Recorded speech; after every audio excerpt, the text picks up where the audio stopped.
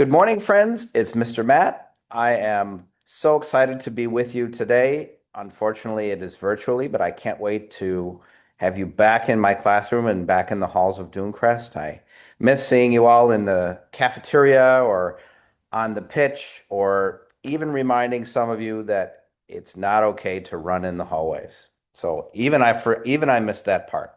So I hope that you're doing well at home, that you're staying safe, that everything is all right. And the lesson that I have prepared today for you is different from the usual coding or computer science that we might be working on in school.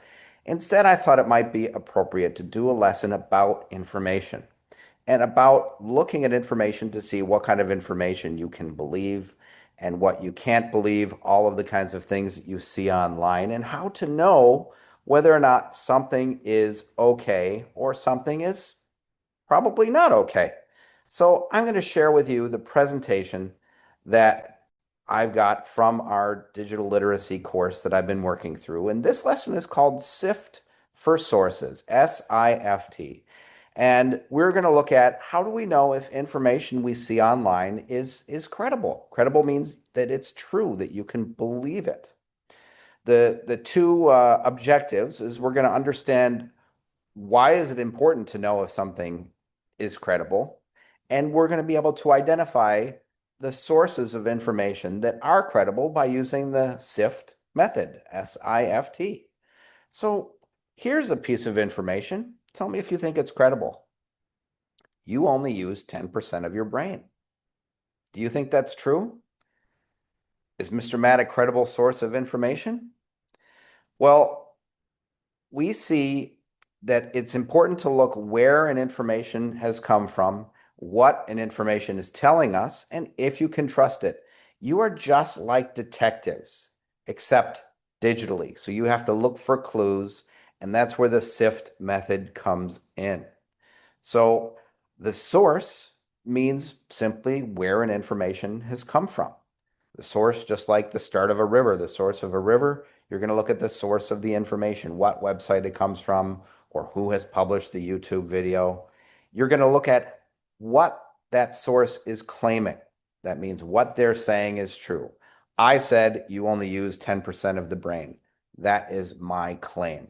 All kinds of things you might see online, some claims might be true or not. Just think about them and see if you think you might have to check them before believing them.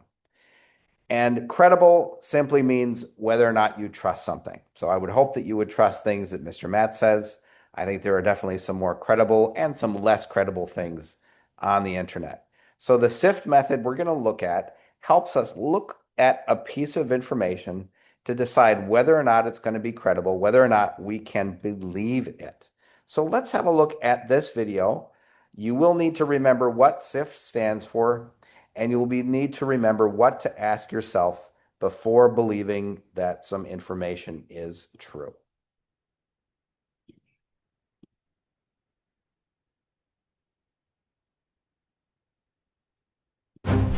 Well, well, well, we've got some treasure hunters. Are you ready to find real gold on the internet? The internet is full of cool stuff, but not everything that shines is gold. So how do we find the real treasures? We'll use a special technique called SIFT to help us find those golden nuggets of truth online. This method was created by an information treasure hunter like you named Mike Caulfield. Just like miners sift through sand for gold, we can sift through information online. But in our case, SIFT isn't just about shaking a pan. SIFT is our treasure map to reliable information. So what does our SIFT map show us? S stands for stop, I for investigate, F is for find more sources, and T is for trace claims. First, S stands for stop. When you find something interesting online, don't just believe it right away. Stop and take a closer look. Sometimes headlines and titles try to trick us with super exciting or scary words. But before you believe and share, stop. Ask yourself, how does this make me feel? Excited? Angry? Scared? What do I already know about this topic? Who wrote or created this, and can I trust them? Next, I stands for investigate the source. This means finding out who created the information. Is it from an expert, a well-known organization, or just a random comment from social media? To continue sifting, look up the author or website. What can you find out about them? Do they know a lot about this topic? Do they have a reason to tell only part of the story? F is for find more sources. It's like piecing together a broken artifact. You need all the pieces. Find other trusted sources talking about the same topic. See if fact checkers have already looked into it. Compare what different sources are saying. Do they agree or disagree? If many trustworthy sources say the same thing, you can feel more confident that the information is true. Finally, T is for trace claims. This means finding where the information originally came from, like following footprints. If someone is quoted, did they really say that? Try to find the original. For cool science facts, check what the scientists themselves actually discovered. Ask yourself, is the information shown the way it was meant to be, or is part of the story missing? And there you have it. Now you know how to sift for information gold. Remember, stop and think before you share. Investigate the source to see if it's trustworthy. Find more sources to get the full picture and trace claims back to their origin. So the next time you're researching for a school paper, or just curious about something, remember to sift through the sands of information. A happy treasure hunting!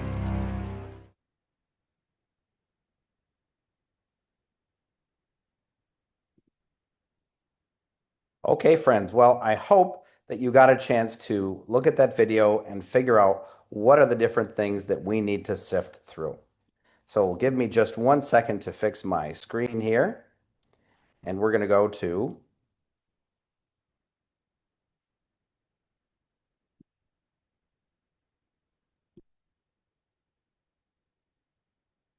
the next slide. All right, here we go.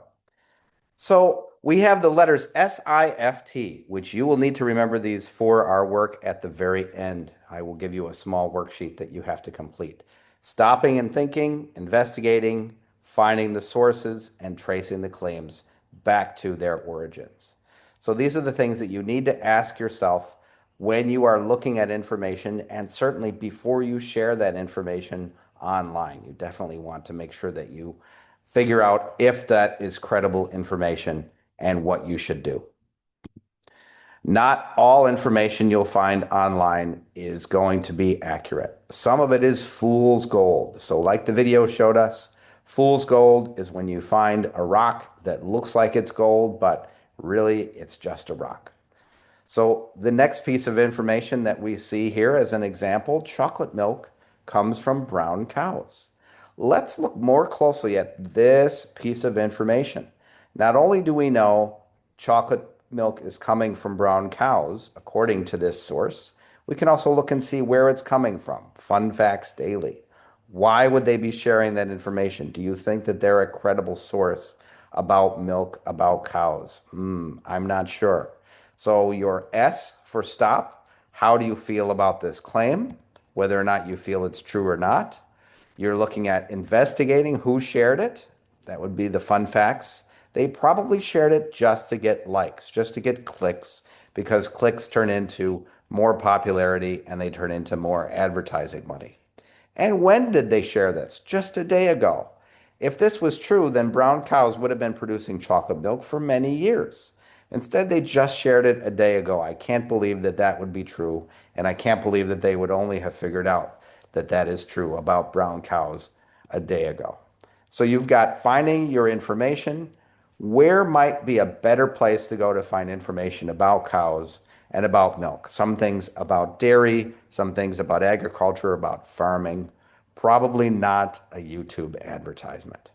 So you can decide whether or not those things are helpful or not helpful. I think the YouTube advertisement is not going to be helpful, but if you go out of your way to try and find some credible sources that know about dairy, that know about farming, or if you have a friend that is knowledgeable about those things because maybe he or she has worked on a farm, they would be a good person to ask.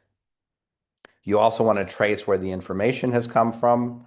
We already know that they might be trying to get clicks and a joke that might get people to start believing things. So that's why the second and the third one, a chocolate milk company's advertisement just to get clicks and publicity. So chocolate milk coming from brown cows is definitely fool's gold. And they can even say at the bottom there that 7 out of 100 people actually believed it. So they didn't take the time to use the SIFT method that you have just learned about in order to figure out if some information is correct. So you can use this method not only to look at information, but to make sure you figure out if the information is true or not. And then if you share it with someone else, you can say, I know that this information is relatively credible. I know that it is true because I looked into it and I traced it back, compared to just forwarding something very quickly once you receive it. So not everything that you see online is going to be true, or not everything you see online is going to be completely true. Sometimes you only get a part of the picture. So you will have to take a little bit of extra work to carefully figure out if something is true or not. So the last part of our work today is that I've given you a worksheet in this seesaw assignment that has you filling out information that is called SIFT for schools. SIFT for real or fool gold. So you have to figure out what SIFT stands for. That was in the video. You have to ask yourself what you need to do before sharing information. And then the second part, which I think is a lot of fun, is that you get to be a detective yourself. You get to look at a piece of information that's provided, and you can evaluate whether or not you feel that it's true, who shared it, why they shared it, and whether or not it's true or not to help you run through the SIFT method. So the first page, you do have to do a little bit of typing so that I know that you know what the SIFT method is and why you need to use it. But then page 2 and 3 are easy. I just need some little tick boxes in the correct boxes so that you demonstrate that you have read and you understand what's going on with these claims of information. So I won't read those to you. You can do that in the sheet. I look forward to getting your answers, and I look forward to all of you becoming better information detectives. And until I see you next week, I hope you have a great evening. Stay safe, have fun, and take care. Mr. Matt, out.